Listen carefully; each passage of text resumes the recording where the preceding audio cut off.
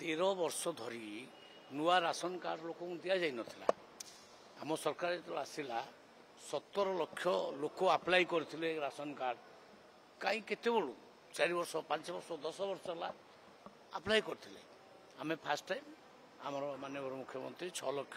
ration card को approve कले आउ दिया चली बंटन प्रक्रिया बर्तमान चली आहरी 15 लाख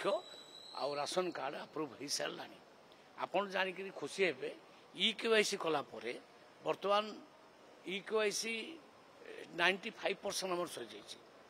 आहरी 5% EKYC हो पारना लगभग 22 लाख लोक एपर्त EKYC करना जून सुधा जो EKYC सरी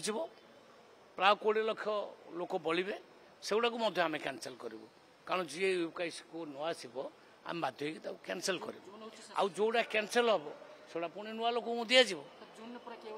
हाँ EKYC सर देखो अप्लाई तो करेंगे से मना करार ना किंतु तार योजना कौटी खरा होटी कौ टेन भर सेटा देखा सुविधा देखा ना नहीं तार तो डायरेक्ट पोर्टाल जाकि खोला अच्छी सीएस केन्द्र भी अप्लाई कर ब्लॉक रे अप्लाई कर